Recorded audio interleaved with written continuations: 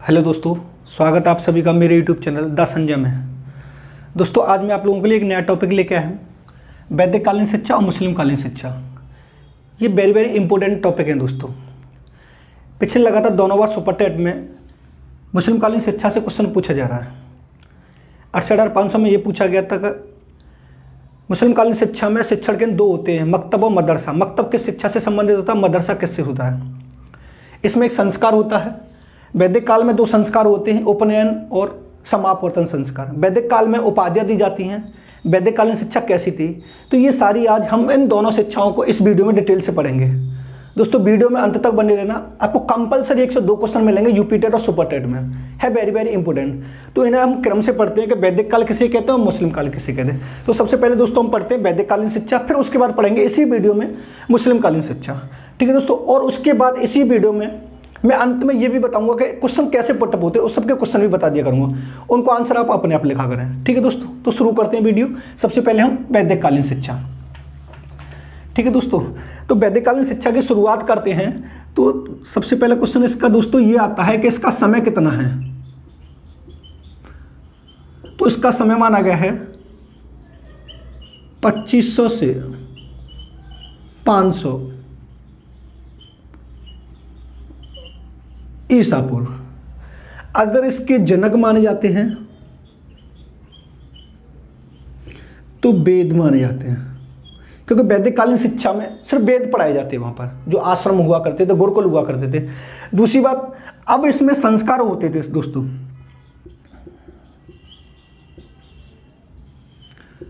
अब इसमें दोस्तों दो संस्कार होते थे। पहला था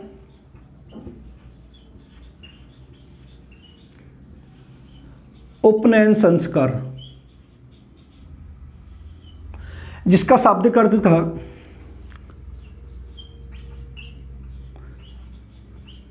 गुरु के पास जाना, ठीक है दोस्तों। अब उपनयन संस्कार में प्रवेश की आयु कितनी थी,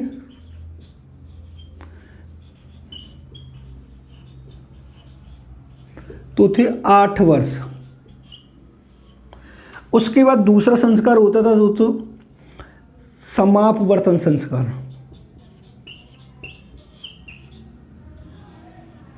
समापवर्तन संस्कार दोस्तों, इसका शाब्दिक अर्थ था घर लौटना।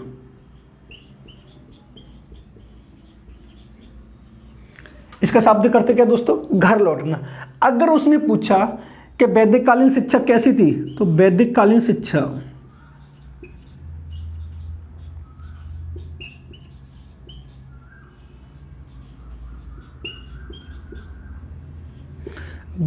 धर्म प्रधान थी दोस्तों। कैसी दोस्तों, धर्म प्रधान। अब दोस्तों समझना यहां से, अगर उसने पूछा कि वैदिक कालीन शिक्षा का समय कितना है, तो 2500 से 500 ईसा पूर्व, ठीक है दोस्तों। अगर उसने पूछा जनक इसके कौन है, तो वेद है। अब वैदिक कालीन शिक्षा में जब बच्चा प्रवेश लेने के लिए जाता था, तो उसकी एक संस्कार होता था उपनयन संस्कार। उपनयन संस्कार का शाब्दिक अर्थ है गुरु के पास ले आना। यानी अगर उसने पूछा कि उपनयन संस्कार किस काल में होता था दोस्तों, वैदिक काल में। वैदिक काल में उपनयन संस्कार होता था, उसका समय कितना था दोस्तों, 8 वर्ष। यानी जब बालक 8 वर्ष का हो जाता था तो उसका एक संस्कार होता था उपनयन। उसने पूछा उपनयन संस्कार का शाब्दिक अर्थ क्या है, गुरु के पास ले आना। यानी बालक यानी उसके मम्मी पापा अपने बच्चे को गुरु के पास ले जाते थे और उससे कहते थे कि आप हमारे बच्चे को शिक्षा ग्रहण करवाइए। तो जब बच्चा जाता था वैदिक काल में, तो उसका एक संस्कार होता था उपनयन।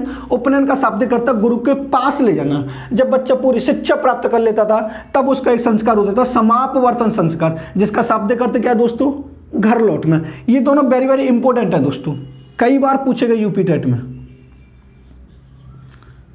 अगर उसने पूछा कि समापवर्तन संस्कार किस में होता है दोस्तों, वैदिक काल में। उपनयन किस में होता है दोस्तों, वैदिक काल में। उपनयन का शाब्दिक अर्थ क्या है दोस्तों, गुरु के पास ले आना। समापवर्तन का शाब्दिक अर्थ क्या है, घर लौटना।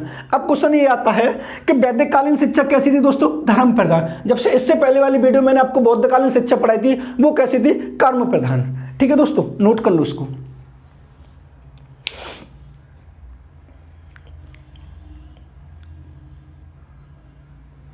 साफ कर दें, आगे चलते हैं दोस्तों।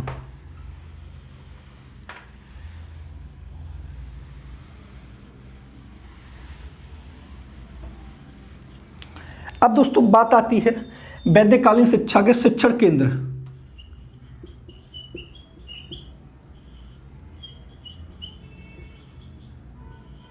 तो शिक्षण केंद्र थे गुरुकुल, वैदिक विद्यालय,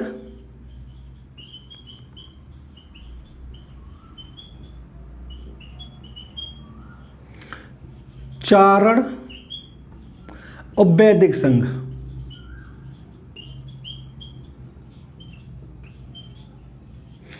अगर उसने पूछा गुरुकुल में किस प्रकार की शिक्षा दी जाती है, वैदिक कालीन शिक्षा। वैदिक विद्यालय में, ये तो आप जानते हैं। चारण में किस प्रकार की शिक्षा दी जाती है, वैदिक कालीन। वैदिक संघ में किस प्रकार की शिक्षा दी जाती है, वैदिक कालीन। क्वेश्चन ये पूछा था, वेरी वेरी इंपॉर्टेंट, कि गुरुकुल में किस प्रकार की शिक्षा प्रणाली लागू थी, तो वैदिक कालीन शिक्षा लागू थी। ठीक है दोस्तों। अब उसके बाद आती है इसकी विधियां।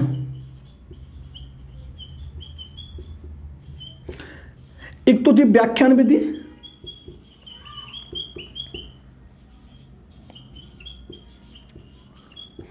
एक थी प्रश्नोत्तर विधि,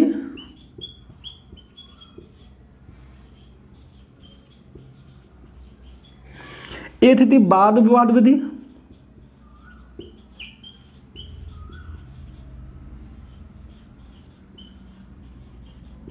और एक थी संवाद विधि।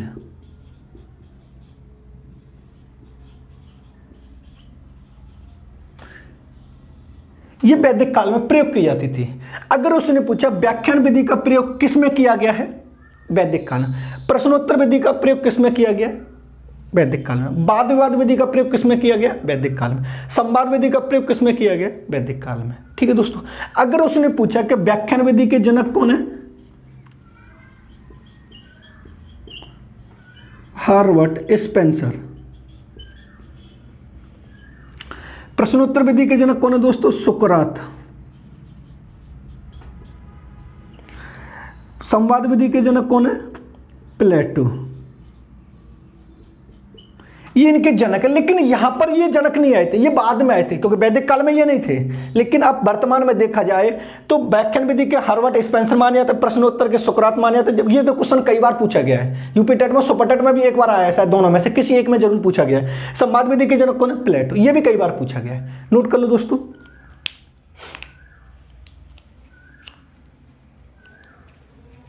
आगे चलते हैं दोस्तों।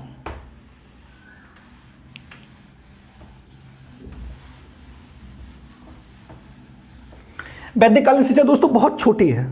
अब उसके बाद चलते हैं वैदिक कालीन की उपाधियां।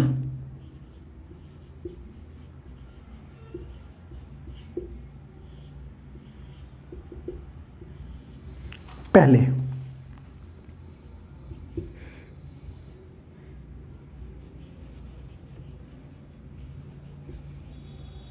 जो व्यक्ति एक वेद का अध्ययन करता था उसे समय लगता था 12 वर्ष,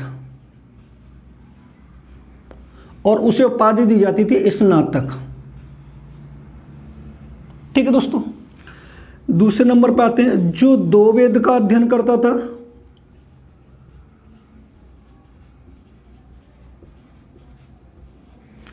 उसे समय लगता था 24 वर्ष, और उसे उपाधि दी जाती थी बसु। जो 3 वेद का अध्ययन करता था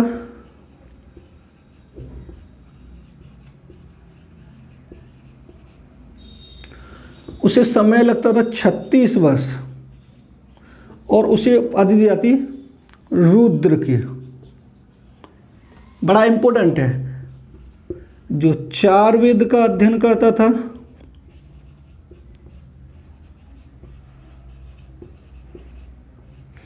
उसे समय लगता था 48 वर्ष, और उसे उपाधि दी जाती थी आदित्य।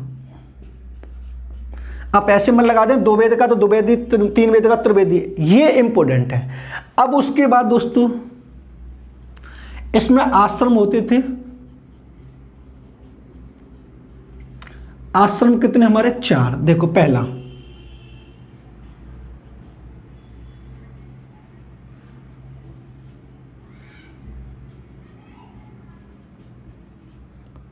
ब्रह्मचर्य आश्रम,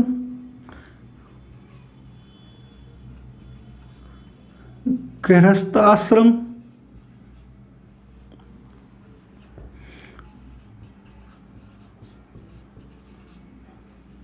वानप्रस्थ आश्रम और लास्ट में आता सन्यासी दोस्तों। ठीक है दोस्तों, अब समझना दोस्तों, अगर वैदिक काल में जो व्यक्ति एक वेद का अध्ययन करता था उसे समय कितना लगता था? 12 वर्ष। उसे उपाधि कौन सी दी जाती थी? स्नातक। जो व्यक्ति 2 वेद का अध्ययन करता था उसे समय कितना लगता था दोस्तों? 24 वर्ष। उसे कौन सी दी जाती है? वसु। जो व्यक्ति 3 वेद का अध्ययन करता था उसे समय लगता था 36 वर्ष और उपाधि दी जाती रुद्र। जो व्यक्ति 4 वेद का अध्ययन करता था उसे समय लगता था 48 वर्ष और उपाधि दी जाती आदित्य। अब आश्रम कितने? ब्रह्मचर्य आश्रम, गृहस्थ आश्रम, वानप्रस्थ आश्रम, सन्यासी, ये क्रम से है। अब समझो, जिस व्यक्ति ने 3 वेद का अध्ययन कर लिया है, यानी 2 वेद का अध्ययन करने के बाद वो घर जा सकता है और अपना गृहस्थ आश्रम चला सकता है। यानी जो समापवर्तन संस्कार होता था, जो मैंने अभी जस्ट पहले लिखाया है, एक उपनयन संस्कार लिखा है, एक समापवर्तन संस्कार लिखा है। समापवर्तन का शाब्दिक अर्थ लिखा है घर लौटना। यानी एक व्यक्ति जो 2 वेद का अध्ययन करने के बाद 24 वर्ष बाद, यानी उसे उपाधि वसु के मिलने के बाद वो घर जा सकता है, गृहस्थ आश्रम चला सकता है, अपना जीवन यापन कर सकता है, शादी कर सकता है, बीवी बच्चे सब कुछ पाल सकता है, क्योंकि वो कौन सा आश्रम चलाएगा? गृहस्थ। अगर उसने 3 वेद का अध्ययन कर लिया तो दोस्तों फिर उसे घर लौटने की अनुमति नहीं थी। यानी 3 वेद का अध्ययन करने के बाद वो कहां जाता था? वानप्रस्थ में। और 4 वेद का अध्ययन कर लेता था तो 48 वर्ष का हो जाता, फिर वो कौन बन जाता था? सन्यासी। क्वेश्चन ये पूछा जाता है दोस्तों कि वैदिक काल में कितने वेदों का अध्ययन करने के बाद व्यक्ति घर लौट सकता है? 2 वेद का। कितने वेदों का अध्ययन करने के बाद व्यक्ति वनप्रस्थ यानी वनों में तपस्या के लिए था? 3 वेद का। कितने वेदों के बाद व्यक्ति आज सन्यासी बन जाता? 4 वेद का। यानी ब्रह्मचर्य आश्रम कौन सा है? पहला, गृहस्थ दूसरा, वानप्रस्थ तीसरा, सन्यासी चौथा। देखो नोट डाल के,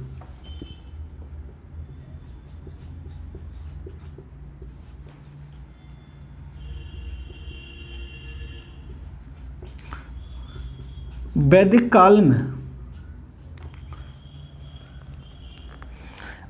में व्यक्ति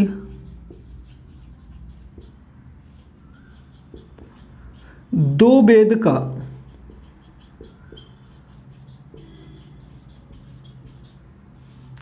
अध्ययन करके वह अपने घर लौट सकता है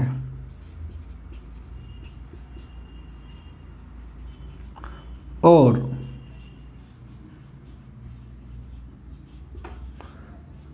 गृहस्थ जीवन व्यतीत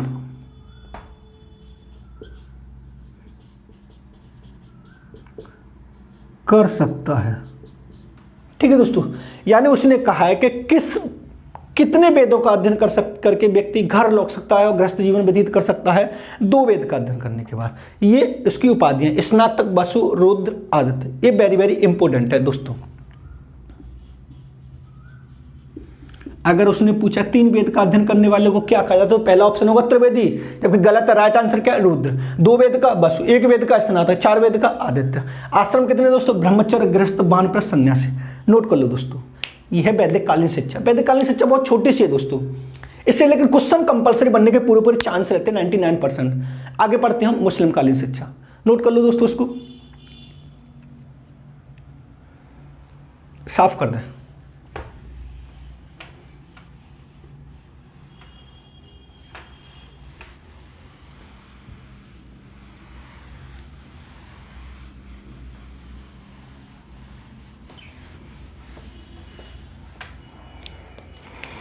आगे आते हैं मुस्लिम कालीन शिक्षा पे।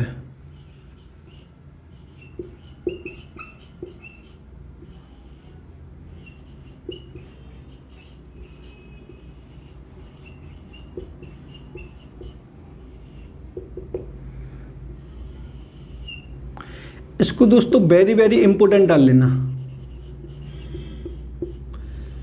इससे हर बार क्वेश्चन पूछा जाता है। अब दोस्तों अगर मुस्लिम कालीन शिक्षा के जनक की बात करें हम,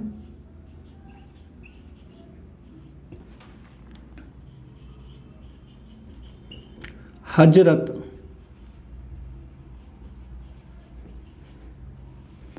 मोहम्मद साहब। ठीक है दोस्तों, अब यह शिक्षा, अब ये वर्णित किसमें? मुस्लिम कालीन शिक्षा।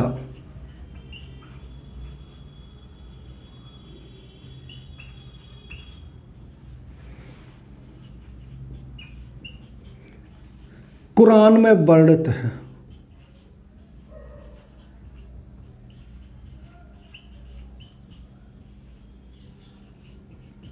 किसमें दोस्तों? कुरान में। अब मुस्लिम कालीन शिक्षा का दूसरा नाम होता है इस्लाम धर्म।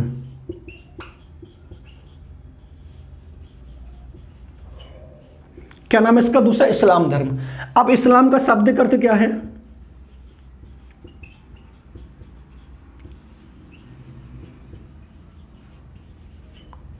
इस्लाम का अर्थ शांति का मार्ग,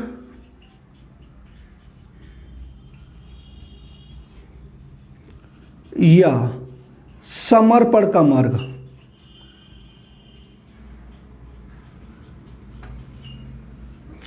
ठीक है दोस्तों, अब उसके बाद हजरत मोहम्मद साहब का एक डेफिनेशन है,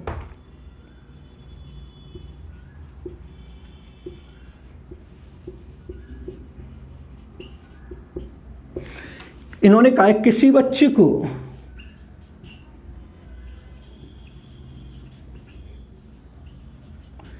बच्चे को सोना दान में देने के बजाय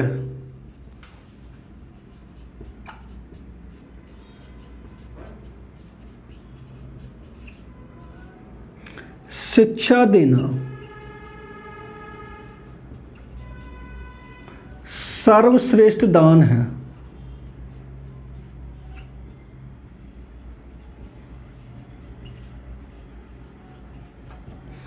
ठीक है दोस्तों, उसके बाद इसका मुख्य उद्देश्य क्या है दोस्तों?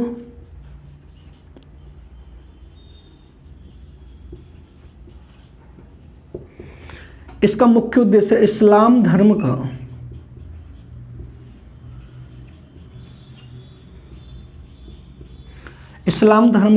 प्रचार व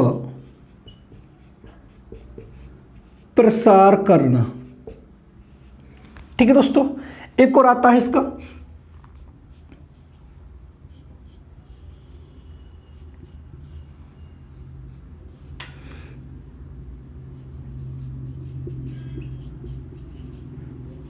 इस्लाम धर्म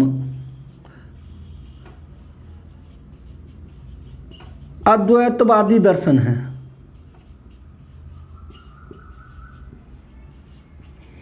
कैसा अद्वैतवादी दर्शन है? समझना दोस्तों, यहां से आपको क्वेश्चन मिलने के चांस है। अगर उसने पूछा मुस्लिम कालीन शिक्षा या इस्लाम धर्म की शुरुआत किससे हुई? मोहम्मद साहब के विचारों से, यानी मोहम्मद साहब के विचारों के आधार पर इस्लाम कालीन शिक्षा या मुस्लिम कालीन शिक्षा की शुरुआत हुई।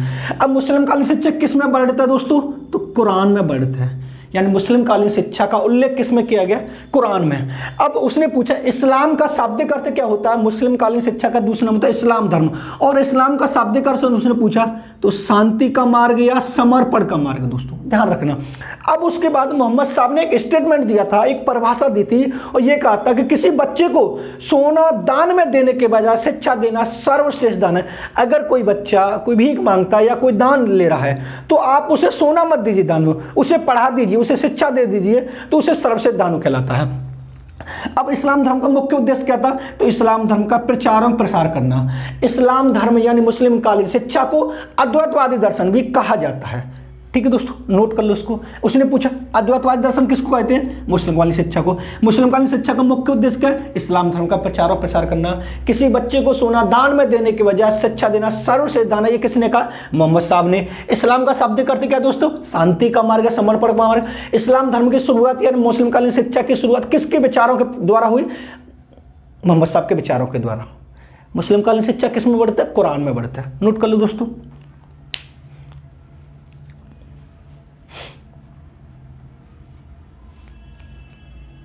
आगे चलते हैं दोस्तों।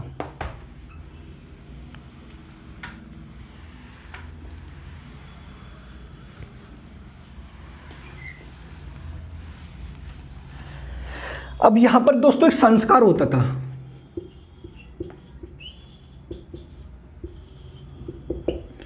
बिस्मिल्लाह रस्म।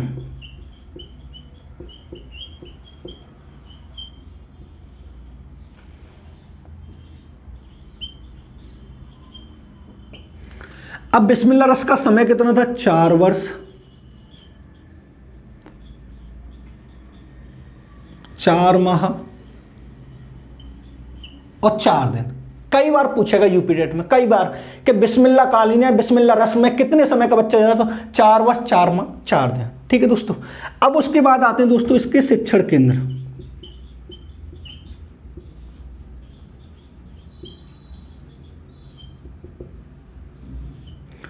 ये इंपॉर्टेंट डाल लेना दोस्तों, यहां से दोनों बार सुपर टेट में क्वेश्चन पूछे गया है। 68,500 में ये पूछा गया था मक्तब में किस प्रकार की शिक्षा दी जाती है, और शायद 69,000 में भी पूछा गया। अब शिक्षण केंद्र कौन कौन से? देखो दोस्तों, पहला मक्तब। अब इसमें कौन सी शिक्षा दी जाती है दोस्तों? प्राथमिक।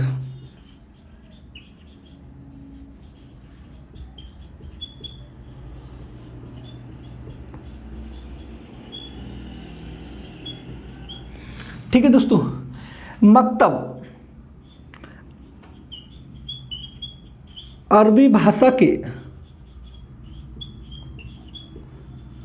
कुतुब से बना है, जिसका अर्थ है उसने लिखा।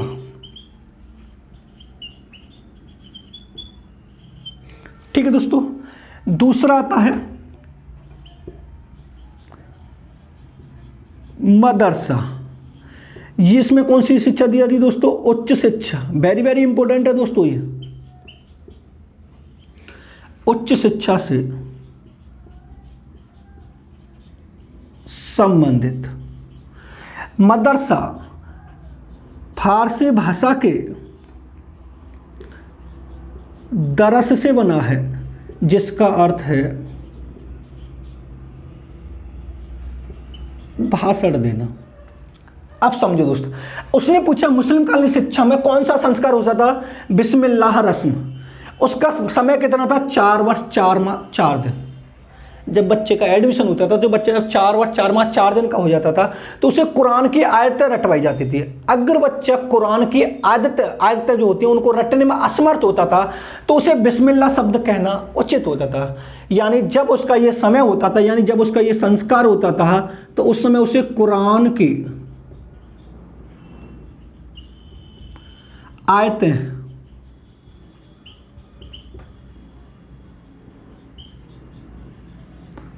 रटवाई जाती थी। ठीक है दोस्तों। अगर वो कुरान की आयतों को पढ़ने में या रटने में असमर्थ होता था, तो उसे बिस्मिल्लाह शब्द कहना उचित होता था। अगर उसने बिस्मिल्लाह शब्द बोल दिया तो उसका एडमिशन हो जाता था। अगर उसने पूछा मुस्लिम कालीन शिक्षा में बिस्मिल्लाह रस्म का समय कितना दोस्तों, तो 4 वर्ष 4 माह 4 दिन। क्लियर दोस्तों। अब उसने पूछा मुस्लिम कालीन शिक्षा में शिक्षण केंद्र कौन कौन से? तो 2 प्रकार के होते हैं दोस्तों, एक तो होता है मकतब और एक होता है मदरसा। अब उसने पूछा मकतब का शब्द अर्थ क्या है? तो मकतब अरबी भाषा के कुतुब से बना है, जिसका अर्थ उसने लिखा, यानी जहां छात्रों को पढ़ना लिखना सिखाया जाता था। अगर एक स्टेटमेंट उसने बना के दे दिया कि मुस्लिम कालीन शिक्षा में कहां पर, कौन से शिक्षण केंद्र में छात्रों को पढ़ना और लिखना सिखाया जाता था, तो मकतब में। अब उसने 68,500 में यह क्वेश्चन पूछा था दोस्तों कि मकतब किस प्रकार की शिक्षा से संबंधित है, यानी मकतब में किस प्रकार की शिक्षा दी जाती है? तो दोस्तों प्राथमिक शिक्षा से संबंधित है। ठीक है दोस्तों। अब उसने पूछा कि मदरसा में किस प्रकार की शिक्षा दी जाती है दोस्तों, तो उच्च शिक्षा दी जाती है। मदरसा फारसी भाषा के दर शब्द से बना है, जिसका अर्थ है भाषण देना, जहां छात्रों को बोलना और भाषण देना सिखाया जाता था दोस्तों। अब उसने क्वेश्चन पूछा कि मकतब और मदरसा किस शिक्षा से संबंधित है दोस्तों? मुस्लिम कालीन शिक्षा से। मदरसा का शब्द करते क्या? भाषण देना। मकतब का शब्द करते क्या? उसने लिखा। मकतब में किस प्रकार की शिक्षा दी है दोस्तों? प्राथमिक शिक्षा। मदरसा में किस प्रकार की शिक्षा दी है? उच्च शिक्षा। मुस्लिम कालीन शिक्षा का संस्कार कौन सा था? बिस्मिल्लाह रस्म। नोट कर लो दोस्तों उनको।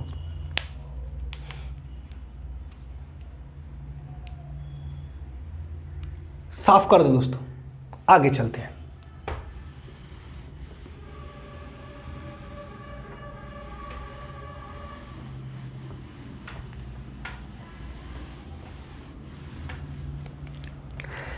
अब आते हैं दोस्तों इसके उपाधियां।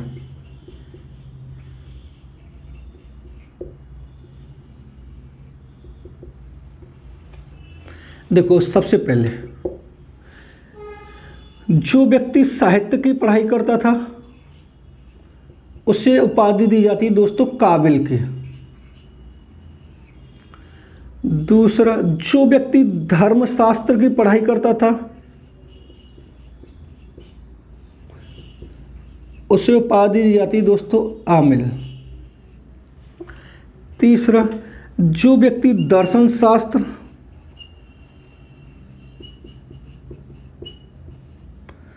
और तर्कशास्त्र की पढ़ाई करता था दोस्तों उसे बोला जाता था फाजिल। ठीक है दोस्तों। अब उसके बाद नेक्स्ट आता है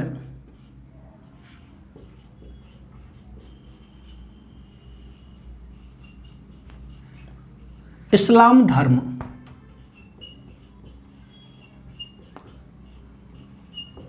त्रैकता में विश्वास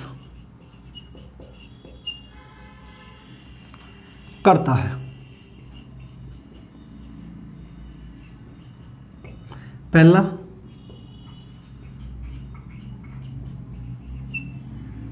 अल्लाह,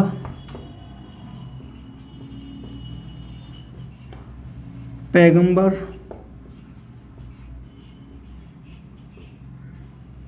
फरिश्ता। अब समझना नोट,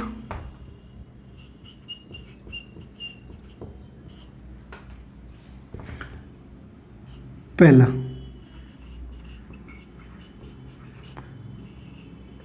इस्लाम धर्म इस संसार में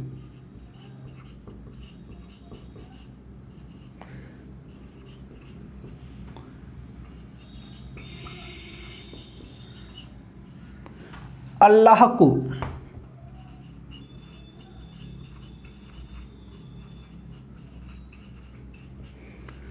सर्वशक्तिमान मानता है। ठीक है दोस्तों। दूसरा,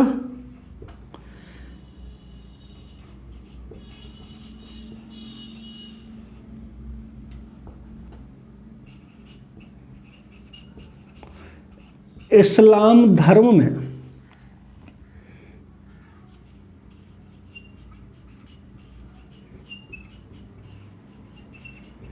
मोहम्मद साहब को पैगंबर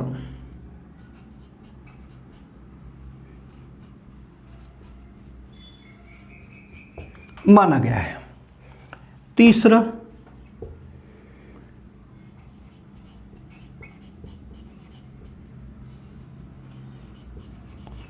इस्लाम धर्म में जो व्यक्ति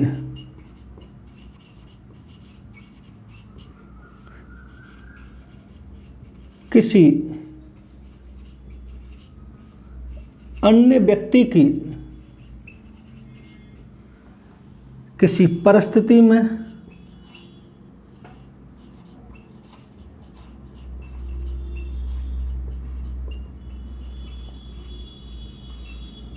सहायता करता है उसे फरिश्ता कहा जाता है।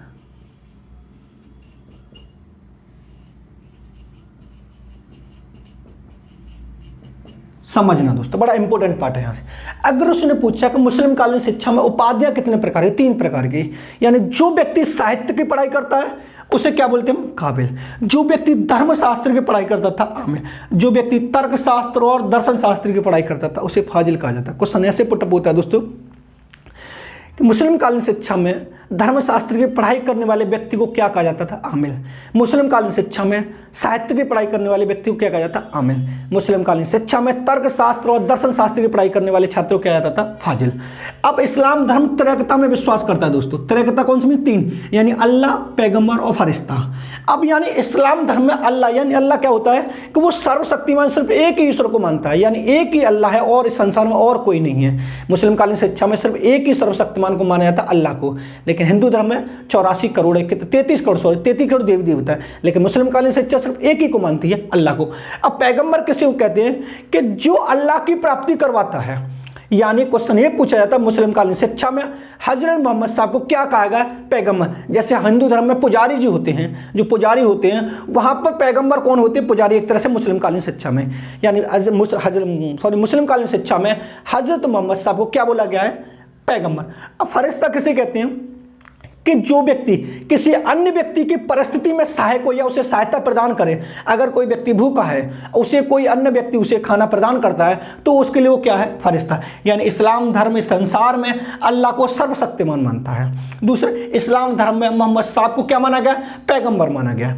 इस्लाम धर्म में जो व्यक्ति किसी अन्य व्यक्ति की किसी परिस्थिति में सहायता करता है, उसे फरिश्ता कहा जाता है। ठीक है दोस्तों, अल्लाह, पैगंबर, फरिश्ता किस में प्रयोग किए गए? मुस्लिमकालीन शिक्षा में दोस्तों। पैगंबर कौन है? हजरत मोहम्मद साहब। अल्लाह कौन है? एक सर्वशक्तिमान है। साहित्य के छात्रों को कौन सी उपाधि दी जाती? काबिल। धर्मशास्त्र के छात्रों को कौन सी उपाधि दी जाती थी? आमिल। दर्शन शास्त्र और तर्कशास्त्र के छात्रों को कौन सी उपाधि दी जाती थी? फाजिल। नोट कर लो दोस्तों, है वेरी वेरी इंपॉर्टेंट दोस्तों।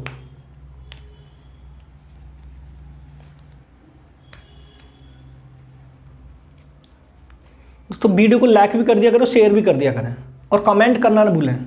अगर आप हमारे चैनल पर नए तो चैनल को सब्सक्राइब भी कर लिया करें और बेल आइकन ऑल को प्रेस किया करें, जिससे आने वाले वीडियो का नोटिफिकेशन आपको मिलता रहे। आगे चलते हैं दोस्तों।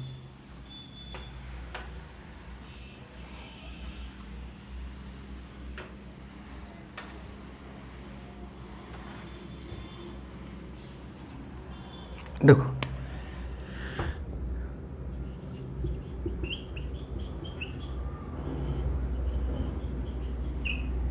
इस्लाम धर्म के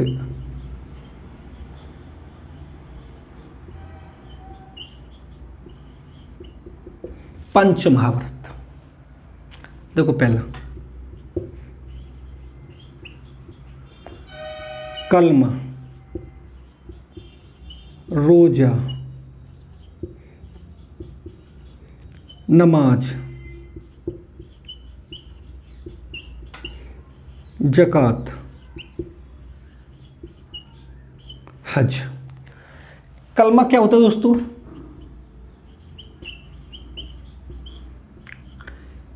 ईश्वर या अल्लाह में विश्वास। ठीक है दोस्तों। रोजा क्या होता है दोस्तों? उपवास।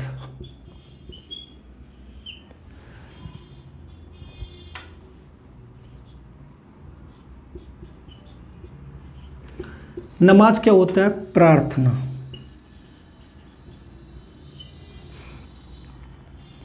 जकात क्या होता है दोस्तों? दीनों को दान।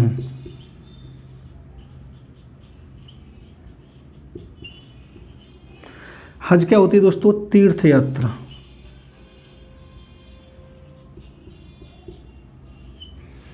ठीक है दोस्तों। अगर उसने पूछा कि पंच महाव्रत का वर्णन किस में किया गया है, तो मुस्लिमकालीन कलमा, रोजा, नमाज, जकात, हज। कलमा किसे कहते हैं? ईश्वरा अल्लाह में विश्वास। कहते हैं मैं तेरा कलमा पढ़ दूंगा, यानी उसे ईश्वरा, उसका मोहम्मद साहब अल्लाह में विश्वास होता है। रोजा क्या होता है? उपवास। जो हमारे यहाँ पर उसमें हिंदू धर्म में क्या होता है? व्रत जिसे कहते हैं, लेकिन वहाँ पर क्या बोलते हैं? रोजा, जो अभी जस्ट खत्म हुए हैं। नमाज क्या होता है? प्रार्थना। दिन में 4 बार उनको नमाज पढ़नी पड़ती है। हमारे यहाँ पर सुबह शाम पढ़ते हैं। जो भी प्रार्थना होती है, जो भी हम प्रेयर करते हैं, जो भी प्रार्थना होती है, जो भी मंत्र होते हैं, उच्चारण होते हैं, वो सब यहाँ पर होते हैं। जकात, दीनों को दान। यहाँ पर शायद मुझे लग रहा है कि कुछ ना कुछ परसेंट उनको दान करना कंपलसरी होता है। अपनी कमाई का, पूरे एक साल में उन्होंने जितनी कमाई की है उसका दिन 2% कितने परसेंट उनको दान करना कंपलसरी होता है। हज क्या होता है? तीर्थ यात्रा। जैसे हम भी कहीं पर चले जाते हैं, जैसे कि वैष्णो देवी के मंदिर चले गए, या केदारनाथ चले गए, या फिर वहाँ चले गए, ऐसे यहाँ पर क्या होता है? तीर्थ यात्रा होती है। तीर्थ यात्रा होती है। लिख लो, नोट कर लो दोस्तों इनको। आगे चलते हैं दोस्तों।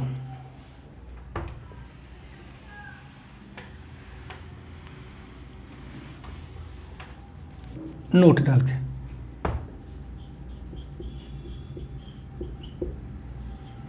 पहला,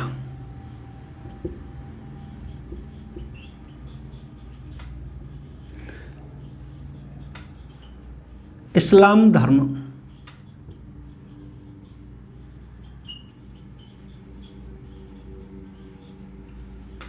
बहु ईश्वरवाद,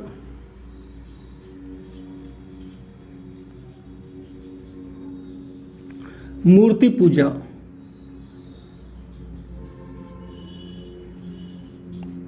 आदि का विरोध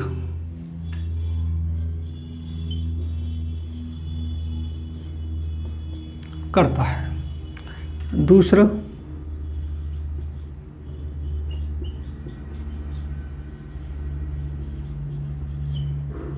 इस्लाम धर्म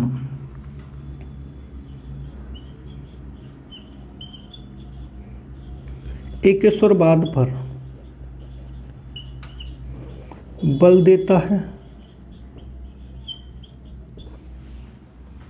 तीसरा,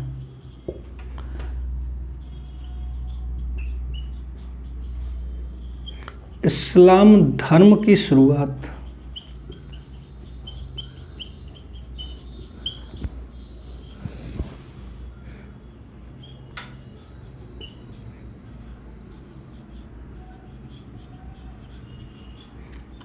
हजरत मोहम्मद साहब के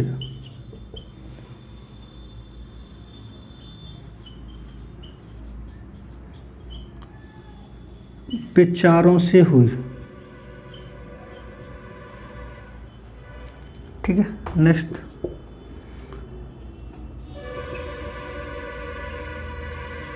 इस्लाम धर्म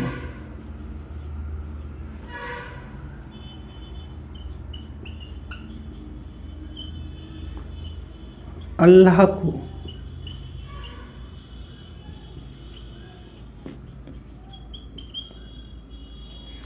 सर्वशक्तिमान मानता है।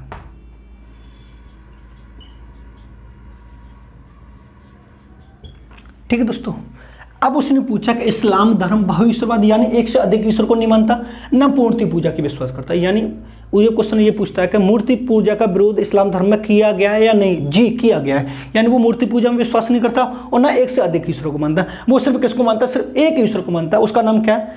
अल्लाह। यानी इस्लाम धर्म की शुरुआत अगर वो पूछता है इस्लाम धर्म की शुरुआत किसके द्वारा हुई, तो हजरत मोहम्मद साहब के द्वारा हुई। यानी हजरत मोहम्मद साहब के विचारों के आधार पर इस्लाम धर्म की शुरुआत की गई। इस्लाम धर्म किसको सर्वशक्तिमान मानता है दोस्तों? अल्लाह को सर्वशक्तिमान मानता है। इस्लाम धर्म बहुईश्वरवाद, मूर्ति पूजा आदि का विरोध करता है। ये था दोस्तों वैदिक कालीन शिक्षा और मुस्लिम कालीन शिक्षा। दोस्तों वीडियो पसंद आए तो वीडियो को लाइक करें, शेयर करें और कमेंट करना ना भूलें। और अगर आप हमारे चैनल पर नए तो चैनल को सब्सक्राइब करो, बेल आइकन ऑल को प्रेस करें। अब दोस्तों इनसे क्वेश्चन बनने के कौन कौन से चांस होते हैं उनको मैं क्वेश्चन लिख रहा हूं, आंसर आपको खुद लिखना और कमेंट में लिखना आपको आंसर। मैं दोनों के वैदिक कालीन शिक्षा के मुस्लिम कालीन शिक्षा के क्वेश्चन लिख दे रहा हूं। क्वेश्चन आपको देख के फिर आपको आंसर लिखने हैं कौन कौन से होते हैं। देखो, महत्वपूर्ण प्रश्न,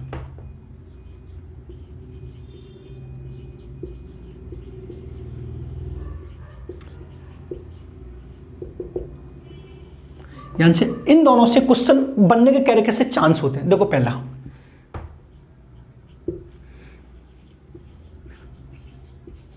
एक तो पहला क्वेश्चन ये बनता है कि उपनयन का शाब्दिक अर्थ बताओ।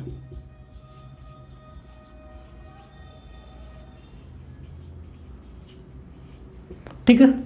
दूसरा, समापवर्तन का शाब्दिक अर्थ।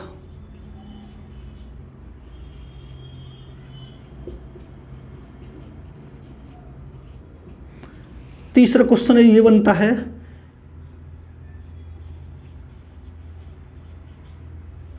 गुरुकुल कैसी प्रणाली है।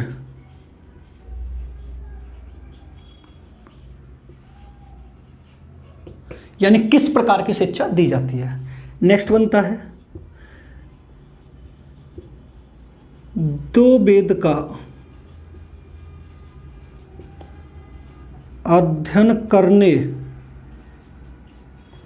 वाले को उपाधि कौन सी दी जाती है दोस्तों, जो आपको लिखना है। पांचवा,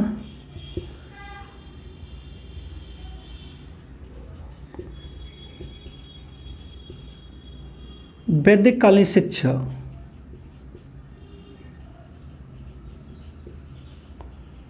कैसी है।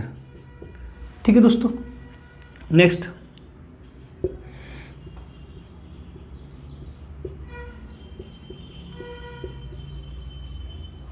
बिस्मिल्लाह रस्म का समय। ठीक है, नेक्स्ट, इस्लाम धर्म का अर्थ। नेक्स्ट, इस्लाम धर्म के त्रैकता। ठीक है, इधर लिख दे रहे हो दोस्तों।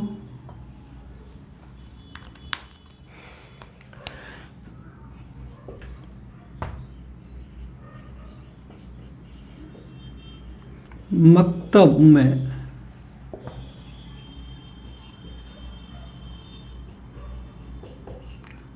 किस प्रकार की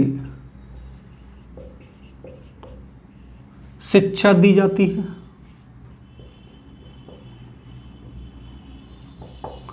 दसवां,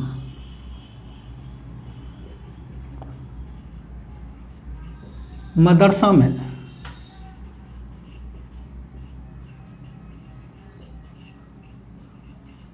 किस प्रकार की शिक्षा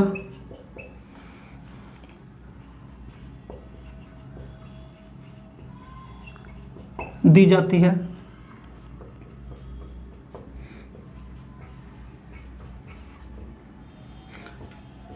मकतब का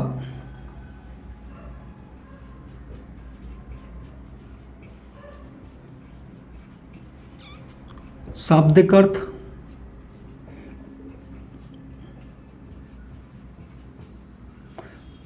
मदरसा का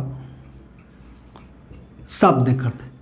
ये दोस्तों यहाँ से क्वेश्चन पूरे बनने के पुटअप होने के चांस होते हैं, समझ रहे हैं। इनको आप वीडियो देखना, पूरी वीडियो देखने के बाद इनके क्वेश्चन के आंसर आप अपने आप देना। ठीक है, जिससे आपका topic daily wise daily clear होता चले। उसने पूछा उपनयन का शाब्दिक अर्थ है, ये कई बार पूछा गया, तो आप लिख लेना, मैंने आपको पढ़ा दिया। समावर्तन का शाब्दिक अर्थ क्या, मैंने ये भी पढ़ा दिया। गुरुकुल कैसे पढ़ा ली थी दोस्तों, अगर ये क्वेश्चन समझ में ना आता तो ये पूछे गुरुकुल कैसे पढ़ाई थी, धर्म प्रधान थी, उसमें कैसे शिक्षा दिया, धर्म प्रधान जी ने। दो वेद का अध्ययन करने वाले को पा दिया, मैंने दो वेद का लिखा है। वैसे ज्यादातर वो पूछा जाता है वो ये दो वेद का और तीन वेद का, क्योंकि कंफ्यूजन नहीं होता है। जो दो वेद का अध्ययन करेंगे द्विवेदी बोलेंगे आप लगाएंगे, जबकि राइट आंसर क्या, बसु। तीन वेद का अध्ययन करने को आप त्रिवेदी लगाएंगे, जबकि स्नातक बसु रुद्र होता है। वैदिककालीन शिक्षा कैसी थी, धर्म प्रधान थी, ये भी धर्म प्रधान थी, ये भी धर्म प्रधान थी। और बिस्मिल्लाह रस्म का समय कितना दोस्तों, ये आपको मैंने बता ही दिया है। इस्लाम धर्म का शाब्दिक अर्थ क्या होता है दोस्तों, मैं आपको पढ़ा चुका हूं, अभी आप देख लें। इस्लाम धर्म का त्रैकता, ये वेरी इंपॉर्टेंट है। उसने पूछा मकतब में किस प्रकार की शिक्षा दी जाती है दोस्तों, ये 68,500 में पूछा गया है। मदरसा में किस प्रकार की शिक्षा दी जाती है, ये भी क्वेश्चन नंबर के पूरे चांस है। मकतब का शाब्दिक अर्थ क्या, मदरसा का शाब्दिक अर्थ क्या, ये दोनों यूपी टेट में कई बार पूछे गए दोस्तों। ये थे आपके महत्वपूर्ण प्रश्न दोस्तों। अगर वीडियो पसंद आए तो वीडियो को लाइक करें, शेयर करें और कमेंट करना ना भूलें। अगर आप हमारे चैनल पर नए हैं तो हमारे चैनल को सब्सक्राइब करें और बेल आइकन ऑल को प्रेस करें, जिससे आने वाले वीडियो के नोटिफिकेशन आपको मिलती रहे। धन्यवाद दोस्तों।